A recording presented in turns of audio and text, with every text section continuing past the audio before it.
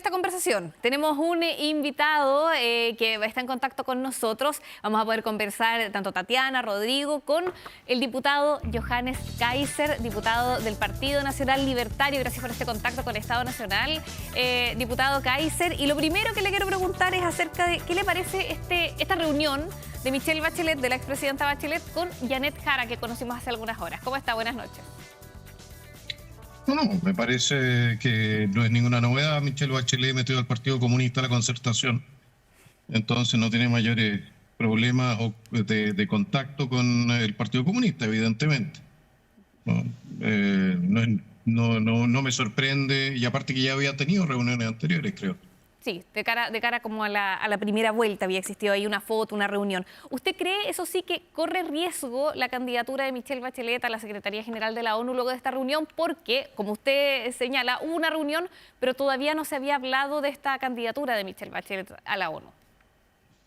Mire, no sé si corre riesgo o no, eso lo decidirá el próximo presidente de la República. Evidentemente que si sale José Antonio Kast, presidente, es más complejo que si sale la señora Jara, pero eso es un tema es una decisión que tomará el futuro presidente de la República, que es quien lleva nuestras relaciones internacionales. Ahora yo le voy a decir una cosa: gastarnos cientos o miles de millones de pesos en una candidatura mientras muere la gente en lista de espera me parece una falta de respeto al pueblo de Chile. ¿Pero usted no trae ningún beneficio para Chile apoyar esta candidatura? O sea, si sale el candidato que usted apoya, que su partido apoya, ¿le indicaría que no apoyara esta candidatura de Michelle Bachelet a la ONU? Yo no veo ningún beneficio en las Naciones Unidas en este momento, aparte de lo que sería quizás algo de prestigio. Pero si usted le va a preguntar a los egipcios cuánto les sirvió tener a Boutros Ghali de secretario general, o a los portugueses cuánto les sirvió tener a Guterres, la verdad es que probablemente le digan que no mucho. No veo que haya un crecimiento económico mayor, que se solucionen los problemas de salud, que se solucionen los problemas de seguridad, ni siquiera los problemas internacionales. Entonces, diputado Kaiser, buenas noches. Rodrigo Arellano, me gusta saludarlo. Le quiero dar vuelta a la pregunta: ¿y qué le parece la foto del candidato José Antonio Kast con el expresidente Eduardo Frei? Me parece absolutamente consecuente con lo que es la historia de la democracia cristiana occidental, empezando por Italia, donde fue creada para resistir al Partido Comunista, Alemania, donde sigue teniendo una barrera de contención sanitaria respecto de la extrema izquierda representada por el Partido Comunista. De hecho, en Alemania se prohibió el Partido Comunista marxista-leninista en su momento, junto con los nazis. Y en ese sentido es consecuente con lo que es la matriz ideológica de la democracia cristiana en su sentido más puro y con su origen europeo, no tanto una cierta variante un tanto más estatista y de origen fascista que también se integró en la democracia cristiana chilena a partir de los 30. O sea, no comparte la decisión de la directiva del Partido Demócrata Cristiano de pasar al Tribunal Supremo al expresidente Frei. Bueno, están pasando al Tribunal Supremo a la democracia cristiana internacional, así como la democracia cristiana internacional se está separando de esta variante que, bueno, parece haber sido tomada completamente por sus elementos menos demócratas y menos cristianos. Tatiana Clima también está aquí en el panel, diputado, para ampliar la conversación. Buenas noches, diputado. Un gusto. Buenas noches. También ha sido noticia esta semana las declaraciones de la senadora electa Kaiser sobre este llamado de atención o de prepararse a un posible golpe de Estado que se daría, o hay que estar atentos, dijo ella, ¿no? A un posible golpe de Estado que se podría dar si es que el candidato Kast sale electo. Yo no quiero ir al fondo de si fue un golpe de Estado o no, un intento de golpe de Estado, lo de octubre.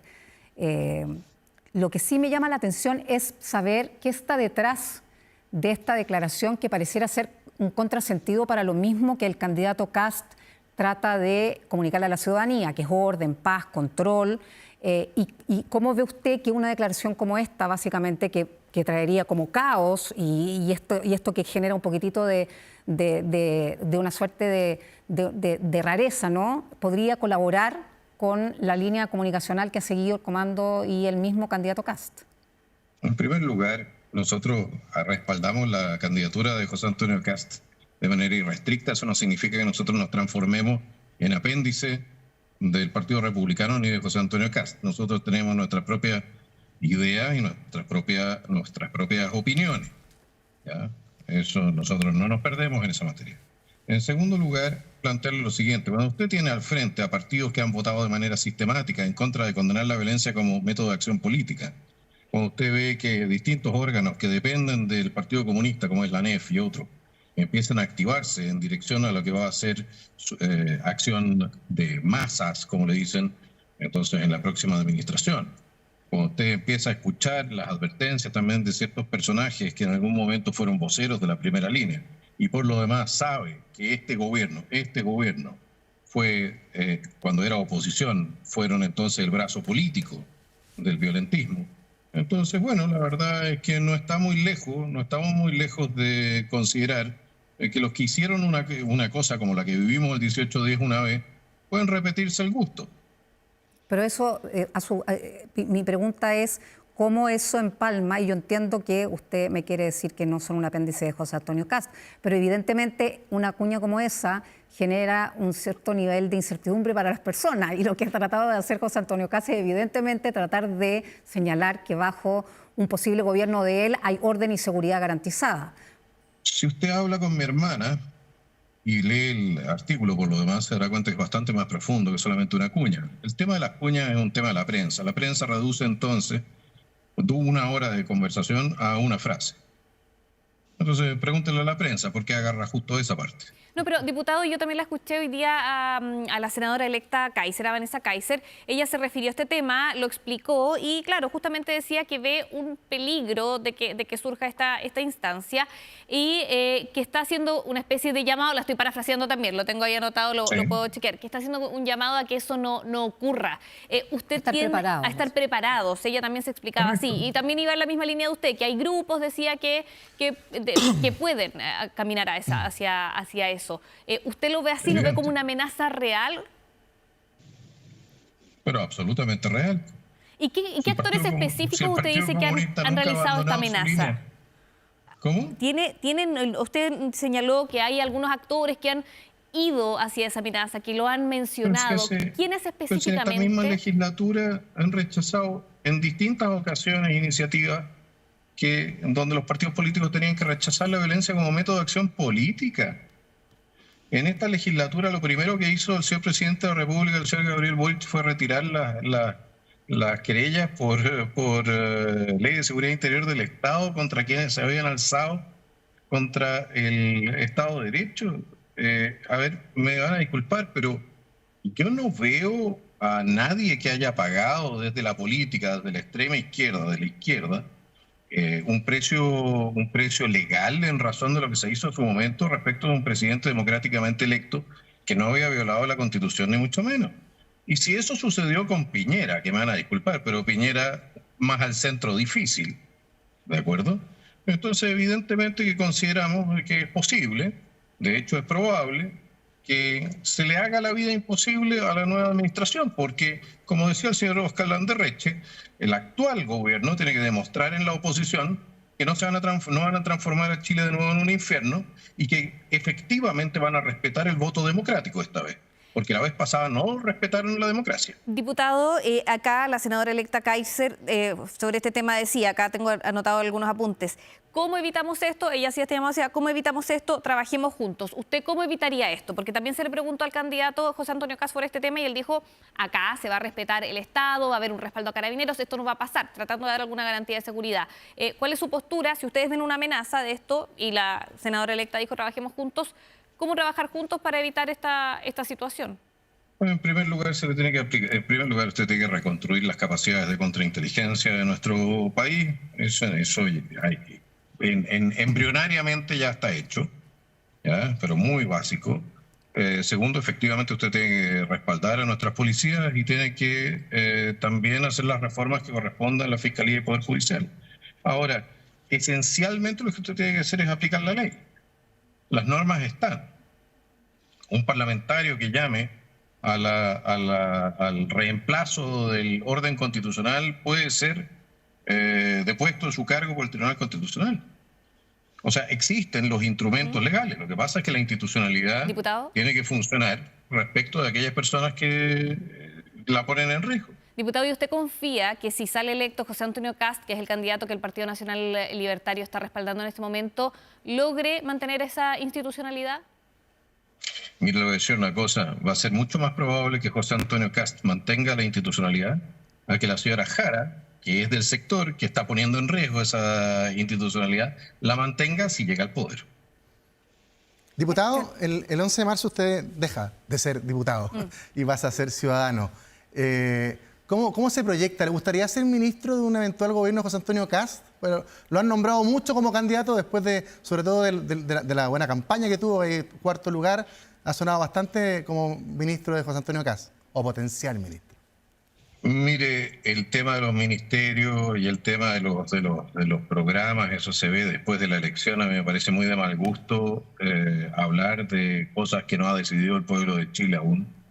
Eso se decide. ¿A usted le gustaría, más allá de si lo va a haber gobierno o no? ¿Cómo? ¿A usted le gustaría? No estoy preguntando cuáles son sus... Si lo llaman eventualmente. Sí. Mire, si me gustaría o no, la verdad es que no lo sé, no he sido nunca ministro, así que como no he sido ministro no le puedo responder a esa pregunta específica. Evidentemente que si sirve al proyecto político que estamos representando, estaría interesado. Si no sirve, no. Mire, nosotros queremos avanzar una agenda política. Los cargos políticos están al servicio de una agenda política. Si la agenda política no se transforma en realidad, bueno, entonces muchas gracias y nos vamos a tratar con toda la cortesía que corresponda. No seríamos gobierno. Sí, parte de lo que son las negociaciones es que son de resultado abierto. ¿Y cuándo, diputados, van a definir si van a integrar un posible futuro gobierno? Tenemos que pasar por la segunda vuelta todavía, ¿cierto? O si quizás van a dar un apoyo más desde la bancada, digamos, desde el Congreso, pero fuera de los cargos a lo mejor propiamente tal del Poder Ejecutivo. Después del 14 de diciembre, una vez que se haya electo y que efectivamente estemos o conversemos esperamos nosotros que sea José Antonio Kast, con un presidente electo que tenga las facultades también de negociar. Y no nos equivoquemos, negociar sobre algo que uno no tiene, por lo demás, normalmente tienta a los dioses a castigarlo a uno por soberbio. ¿Y hay algo del programa de usted, cuando fue candidato diputado, que quisieran que materializara un posible gobierno de José Antonio Kast si gana esta segunda vuelta? Evidente, todo el programa, si por eso lo propusimos. Pero algo en específico que les gustaría a lo mejor negociar o poner ahí usted como dice prioridad. Más que otras cosas. Yo creo que así como se están dando las cosas en materia del Poder Judicial, probablemente el Poder Judicial sea un tema, pero que sea un tema que conversaríamos con cualquier sector político que llegue al gobierno. El sistema de nombramientos tiene que ser reformado, los niveles de corrupción en el Poder Judicial, en razón del intervencionismo de los sectores políticos en el nombramiento de jueces, tiene que terminar, y eso es en interés de la República, no solamente de un sector político. Pero usted, porque yo lo escuché el día de las elecciones, hacer un análisis en el que usted mismo declaraba que el tema de la colaboración con un futuro gobierno de José Antonio Kast tenía que pasar por un proceso de convergencia programática, me parece que es lo evidente, ¿no? Pero que además usted decía que la forma tenía que ser cuidadosa por esto mismo de que cuando uno es parte de un gobierno, obviamente tiene un jefe y el jefe es el presidente democráticamente electo. Y en ese sentido, reforzar un poco la pregunta que se hacía recién. ¿Cuáles son los desde que lo haría usted? Porque evidentemente si usted acepta un cargo de ministro, se pone al servicio de un proyecto concordado, y no, porque podríamos también llegar a una mixtura como eso que alguna vez Revolución Democrática llamó la colaboración crítica, ¿no?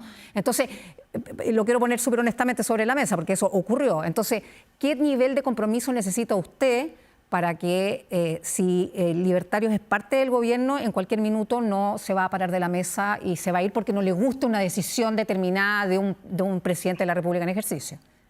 Permítame extenderle la cortesía de decirle eso primero al señor presidente de la República y no a José Antonio Kast cuando esté electo. Pero es que lo tengo a usted aquí, pues, diputado, no al presidente de la República, por eso le estoy haciendo la pregunta a usted. No, hay cosas que si usted quiere o va a empezar una negociación con una parte, usted tiene que tenerle suficiente respeto como para que esa parte sea la primera en enterarse y no a través de la prensa. Ok. Le puedo asegurar de que en su momento se va a transparentar, evidentemente, pero en este momento lo que nosotros estamos considerando, los análisis que estamos haciendo, se los vamos a representar con mucho respeto al presidente electo cuando sea el caso, y él tomará entonces las decisiones que corresponda en materia de colaboración o no, y nosotros las nuestras, porque esa es la libertad que tenemos, gracias a Dios, en un sistema democrático. Diputado, y por último, solo para ponerlo en un contrafactual, si ganara Janet Jara la elección en la próxima segunda vuelta, y usted ya también, como se decía acá, deja de ser diputado, ¿qué rol le cabería a su partido político? ¿Cómo se ve usted en un escenario como ese? Bueno, en primer lugar, bajando de peso, porque probablemente haya menos que comer. Pero, permítame la talla. Ya. Pero en segundo lugar, ¿cómo nos vamos a ver? Nos vamos a ver, por supuesto, como una oposición muy, muy atenta de que la institucionalidad no sea subvertida por un partido que se dedica a la subversión de la institucionalidad. Muy bien. Diputado, quiero preguntarle por el PDG, porque lograron 14 diputados, fue una buena elección para el PDG. Y aquí Pamela Giles, en una entrevista esta semana, ha estado noticiosa esta semana, dijo que hará la vida imposible a Kast cuando sea presidente. Entonces acá la pregunta es, ¿cómo se debe tomar esa advertencia de la ahora diputada electa por el PDG?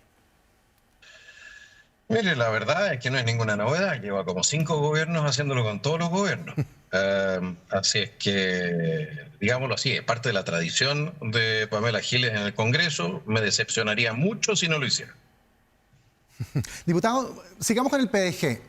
El 20%, el casi 20% de Franco Parisi es como el botín de esta segunda vuelta. Y hay distintos esfuerzos por los distintos candidatos de sumar ideas del programa de gobierno Franco Parisi. Pero usted ha sido muy crítico.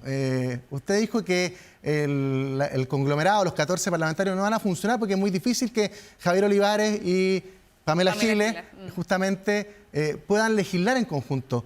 ¿No hay un peligro en esa estrategia?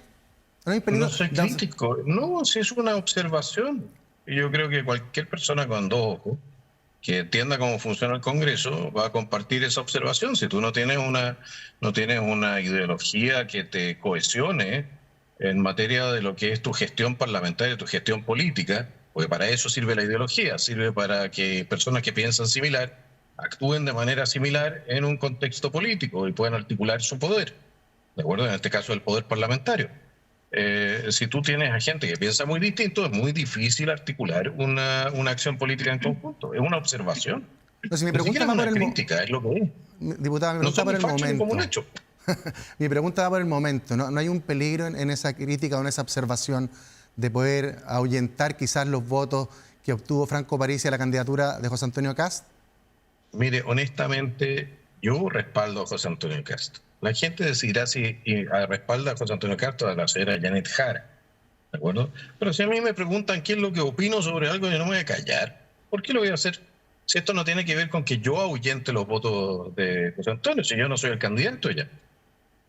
Entonces, que no veo ninguna razón por la cual no pudiese yo hacer un análisis de lo que va a hacer después de mis 4 años en el Congreso, por lo demás, y haber visto lo que pasó con el PDG la primera vez. ¿Por qué no puedo hacer un análisis prospectivo de lo que posiblemente suceda? Si no sucede, bueno, no sucede, ¿no? Diputado, ¿y usted Pero qué? esto no es una... Si lo raro es lo siguiente, se toma una observación como una crítica. Y esto es una observación. Como dirían los gringos, pruébenme que estoy equivocado. Lo vamos a ver en un año más. Diputado, y justamente usted dice, vengo de 4 años en el Congreso, tiene toda esa experiencia con usted. ¿Qué rol cree que va a jugar el PDG, los 14 del PDG, en este Congreso que va a empezar a funcionar el día 11 de marzo? ¿Cómo lo analiza? Los 14 de la fama. Podemos decir. Mire, ¿qué rol van a jugar? Bueno, en una primera instancia van a tratar de consolidarse. Y bueno, vamos a ver cuáles son las decisiones que se toman, esencialmente también en torno a lo que va a ser la elección de la mesa. y posteriormente vienen las negociaciones por las jefaturas o sea, las presidencias de los comités. Es todo un tema administrativo, pero que tiene relevancia política. Ahí se va a ver entonces también si son capaces de actuar de manera disciplinada y cohesionada en una primera instancia. Y posteriormente, bueno, van a empezar las primeras votaciones, muchas de ellas con contenido ideológico, y ahí vamos a ver hasta qué punto efectivamente son capaces de presentar frente común. Porque una bancada, la lógica que tiene es que de alguna manera vote de manera coherente, porque si no, no tiene ninguna posibilidad tampoco de negociar políticamente. ¿Me explico lo que voy? Sí. Entonces, mire, si aquí yo hice una observación, yo conozco a Pamela Giles, me cae muy bien. Encuentro que no debiese hablar tanto de mis pantalones, pero me cae muy bien. Y ella tiene su forma de hacer política, y su forma de hacer política no es siempre, como se dice, no es siempre fácil para seguir de parte de otra gente que tiene entonces quizás opiniones políticas muy distintas. Eso es todo. No veo cuál es el escándalo de decir algo que es tan obvio como que la lluvia moja. Diputado, lo último y muy corto, porque igual ya se lo preguntaron, pero para cerrar la entrevista, ¿qué va a hacer usted el 11 de marzo cuando termine de ser diputado? ¿Cuáles son sus planes a futuro? Ya nos dio alguna luz respecto a un posible gabinete, pero si no fuera eso, ¿qué tiene pensado en este minuto? Usted que fue candidato presidencial. Voy a hacer lo que siempre quise, y siguiendo un prócer que considero un gran aporte. Voy a elevar volantín y jugar al trompo. No sé si usted conoce la cita, pero estaba muy entretenida en su época. ¿Qué voy a hacer? Voy a dedicarme a solidificar el Partido Nacional Libertario, a crear, a generarle espalda también a través de un centro de pensamiento. Vamos a respaldar a nuestros parlamentarios para que hagan un buen trabajo y sean un aporte, manteniéndolos cohesionados, y dándoles también espalda para que ellos crezcan como nuevas figuras políticas del Partido Nacional Libertario. Vayan entonces también multiplicando nuestra capacidad de llegar con el mensaje.